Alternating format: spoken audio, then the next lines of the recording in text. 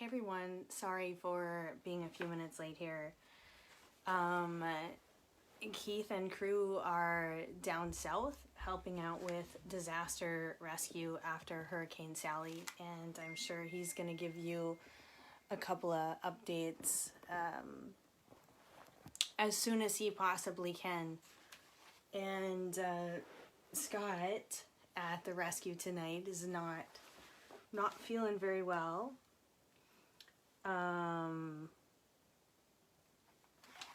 And had a little hospital visit, but he's okay. Scott's okay. He's just not feeling very well. So Scott can't make it tonight. You've seen Amanda the last few nights, and Keith is down south, so you are stuck with me. Don't change the channel. Keith did not shave his beard and grow boobs. This is CJ. And so if you've seen me, I come on about every other Wednesday night for ladies' night, and I read from Rescue Matters.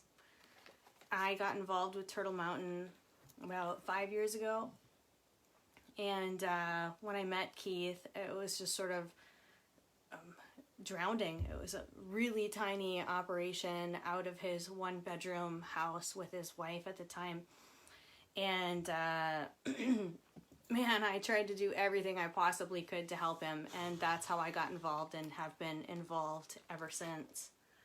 And so this is Bella. She's been with me for about 3 years now.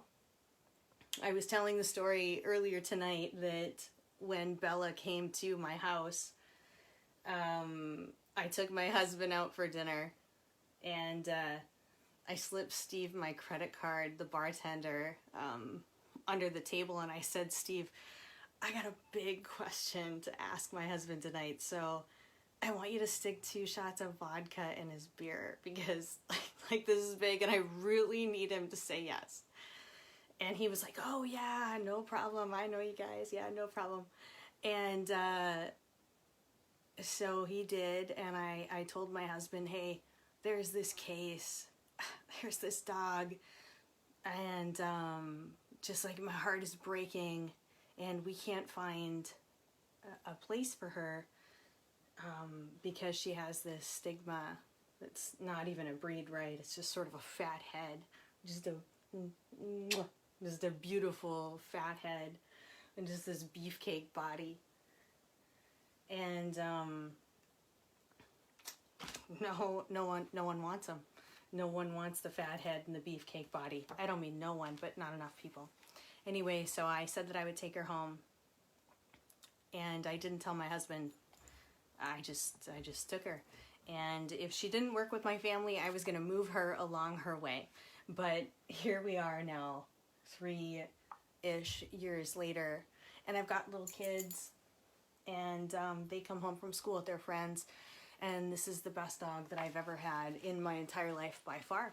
And I've had purebred dogs all my life. I grew up with Samoyed, with Siberian Husky. I just didn't know any better. I had no idea that there was 1.5 million animals dying in shelters every single year while we were buying dogs. I just didn't know. And when you know better, you do better. And when I started volunteering with Turtle Mountain Animal Rescue in Keith, I didn't have room in my home to take in a bunch of animals. I had 3 little kids, I had a job, husband, whole life. I didn't know what to do. And I said to Keith, hey, man, I don't know what I can do to help you. And he said, hey, you're a writer. Why don't you write our stories and see, see what happens. And so that's what I started to do. And lo and behold, those stories became, I'm going to pause my entire life and all of my writing career, and I'm going to write a book about what's going on and what we've done and how many animals you, dude, and all the people that have followed you have rescued. And that became Rescue Matters. I wasn't here last week when I was going to read to you. I had some family tragedy. But I'm here this week, and I'll be back next week, and so I can do 2 things tonight, my friends. I would love to read you the chapter about Bella, and I would also love to read you the chapter that I wrote, chapter 19, about the first time that Keith went down south to help with hurricane rescue, which is Hurricane Harvey. So if you have a preference, shoot it out in the comments while I'm chatting here. I know Keith is down south on his, I don't know which number hurricane. It's more than I can count on one hand. It's just incredible. And at the time, it was sort of like, hey, there's, you know, a lot of need here. Why would you drive from North Dakota to North Carolina to rescue animals when the need is home? And here's what the answer was after some deliberation behind the scenes. The answer was, what if a tornado rips through North Dakota and destroys everything that we know and love? What if we build a brand new shelter? What if we build the shelter of our dreams that we've been talking about and never believed would ever happen? We were sort of crazy enough to think that maybe it would. And what if a tornado comes and just tears it all down? Wouldn't we hope that someone who maybe had some skills would drive from, you know, North Carolina up to North Dakota? And the answer was, yeah. You know what? When people are in need, and if you can go, if you have the opportunity to go, then you go. You get a compassion pass. You don't get to think about and don't have to think about money and right or wrong or what people are going to say. You get to use your heart and you get your compassion to do what you feel is right. And when Keith went down to Hurricane Harvey that first time, that's what it was all about. And it's super duper cool that he's down there again. And so I see a couple of hearts and loves out there that say Bella, and so I'm gonna read you Bella's story tonight. And right before Bella's story, chapter 23, if you ever get the chance, chapter 23 was Eric and Rowdy, which is really my favorite chapter of the entire book. I read it sort of in the introduction weeks and weeks ago. It's just super incredible, the compassion of people while they're here and while they are not here. So here's what I got for you. Bella's story. I've seen Keith in all sorts of situations, from animal hoarding rescue to feral dog trapping. I've watched him crawl under just about anything you could crawl under to get dogs out. The most memorable of his field rescues for me is the one closest to my heart and home. Bella. 2 messages came in that week about porcupine dogs. Of the 2 dogs that day that had gotten themselves into trouble, the worst was a white husky. He'd been on our radar for a few weeks already. There were reports of a white, wolf-like dog seen along the highway with porcupine quills covering his head. Residents in the area had been looking out for him, but like so many other shadow dogs, they're scared and they easily disappear into the trees and never come out again. Keith went to look for him. He did find that white husky that day, but he still drove home with an empty kennel. The husky lay in the ditch. Someone had already put him down. One shot that ended his misery. The quills in that husky's face were extensive. Hundreds covered his head, his eyes, his mouth, and his neck, and his wounds were infected. His starving body told the story of how long he'd been suffering. Later that week, I got a message from Keith. Gonna be busy for a few hours. What's up? You need some help? Nope. Just not what I wanted to be doing today, pulling porcupine quills out of a pit bull's mouth. And of course that pit bull ended up being my sweet girl. he sent us her picture and photos of how she was doing as he pulled the quills. Oh, it was painful to see the blood on the deck, the blood covering his clothes. Her face looked like raw hamburger. Keith pulling those quills saved her life. He was her only option. There was no field vet or emergency weekend vet that could come. And even if there was, at the time, no one had money to treat a case like Bella. Without Keith's patience and compassion, she would have been put down on sight, which is why he was called out in the first place, either to help her or to put her down. Bella's story is a testament to the dedication Keith has for saving animals. A bullet would have been much easier than an entire afternoon of pulling quills from a terrified pit bull. After, he took her back to the rescue to tend to her wounds. And over the course of the next few weeks, more quills came out of her head, out of her mouth, and out of her throat. Something else was not right. It was midnight when we got the message. Bella's sick. I don't know what's wrong with her. It's bad. I knew if Keith said it was bad, it was really, really bad. Keith loaded up Bella in his truck and drove hours into the middle of the night on a dark country highway toward the nearest emergency vet. Because rescue never stops. Because Keith never stops. Even when he wants to. But even then, he doesn't. The vet said there was nothing they could do other than put her on different antibiotics, steroids, and an IV to keep her overnight. She would be safe, but she would be locked in a kennel with no one around. And if she died, she would die alone.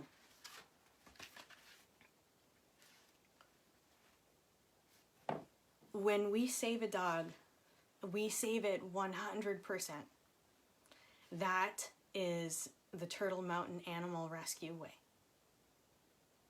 Keith took the medicine and drove her home, and he gave her the IV himself. He would do anything he could to save her. But if she had died that night, she would have died in his bed, surrounded in love. None of us thought Bella would make it through that night. There wasn't the team that there is today when that happened. There was a handful of people. There was a handful of people on the side. Like, we were making it work, but Keith was doing it all. I mean, he was the boots on the ground. He was doing it all up, nonstop, day and night. Just wasn't the team and the support that we had today. It was a different time.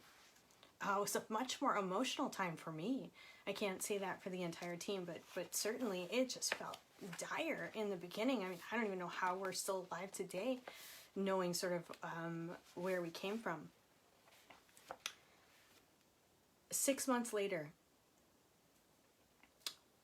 my essay about Bella was published in the annual pet issue of a local magazine, Fargo Monthly. Here's my essay. Her demons come out at night. I don't know what she's seen or been through, but I know the nighttime scares her. When the shadows creep across our back lawn, and the swings gently rattle. The tail that whacks me during the day out of pure joy falls somber and still at dusk. When she looks out the window and watches the tree branches come alive at night, Bella raises her hackles and a deep rumble emanates from her throat. I tell her it's okay, and that she doesn't have to sleep outside in the cold ever again. And she looks at me and smiles, that alligator pit bull smile. She walks over and sits down, asking for comfort only I can give. I am her person, and she's my dog. And in the morning when the world is safe, her tail thumps softly against the bed, and the corners of her mouth curl up when I open one eye. If I open two eyes, she'll come over and greet me with a morning tongue. She loves me a lot. I might not seem like it now, but she does. Well, maybe some of it's just separation anxiety, but I don't care. It feels like love. She keeps the driver's seat warm for me until I get back, and she makes sure I'm never lonely while I pee. My life is so much happier with Bella in it each day, and each night I'm reminded that she is still adjusting to life as a family dog. Bella is a rescue dog from Turtle Mountain Animal Rescue. The organization in North Dakota I have had the absolute honor and privilege to be a part of for going on 3 years now. I wasn't looking for another dog when something in me spoke up and secretly wanted Bella. I'd been on a team that had moved thousands of dogs in just a few years, so why her? Why now? We already had a big dog. I had 2 little kids, a teenager. I didn't have a deep-rooted desire to own a beefcake, pit bull-ish looking canine either. So I guess the dog whisperer is right when he says, you don't get the dog you want, you get the dog you need. Being part of her growth and recovery, seeing her spirit fill with joy as she runs and rolls through the yard, and learning about her as an individual rather than a stereotyped breed has brought me a profound sense of happiness I never expected. Someone asked me recently if I have regrets about taking her in, the hungry pit bull that tried to eat a porcupine and lived to tell about it. And I thought about how our life has changed now that there are 7 of us. And how I couldn't come up with one regret. Bella has not been a burden or a troublemaker. She's a lover who is gentle with our little kids. She's mellow and unobtrusive. Then she's playful like a puppy. She's a good dog. She's a great dog. She's a perfect fit for us. And although she was definitely not what I was looking for, it seems that she's just what I needed for me as much as her rescue matters. And that is the end. This coming Wednesday, I got chapter 24, The Business of Saving Animals, which has a really cool picture in it. There's one, I mean, it's so, I don't know if you can see it. It's of Keith sitting in front of the original sort of white van that at some point started on fire with all the kennels. Just a really cool story. It was a story worth being told. I'm so glad that you guys liked it. Like, if one person ever liked it and it helped one person in one way, that is a huge success for me. And before I go tonight, I just want to say that there are so many ways to help. Like, we can solve this problem in our time of homeless dogs, of stray dogs. If just 1 in 6 homes that don't already have a dog would adopt a dog instead of buy one, you would clear shelters in the United States. It's a problem that is solvable and within our grasp in this time. adopt, don't shop, spay and neuter, do something. I couldn't foster. We're not rich. We don't have a lot of money. We couldn't build a shelter or give a rescue what it needed to save them all. And so when Keith said, hey, maybe you should write our stories, I was like, oh yeah, that's right. I'm a writer. I think I might have some skills. I hope I might have some skills to maybe help and get more people involved. That's all you have to do. You just have to figure out what your skills are. It doesn't matter where you are. Hello, Ireland. Hello, Australia. Hello, England. We see you. We love you. United States, everywhere. It's just to get involved. Not even with us, just in your area. A little compassion goes a long way. And thanks for tuning in tonight. Sorry I didn't have a litter full of puppies.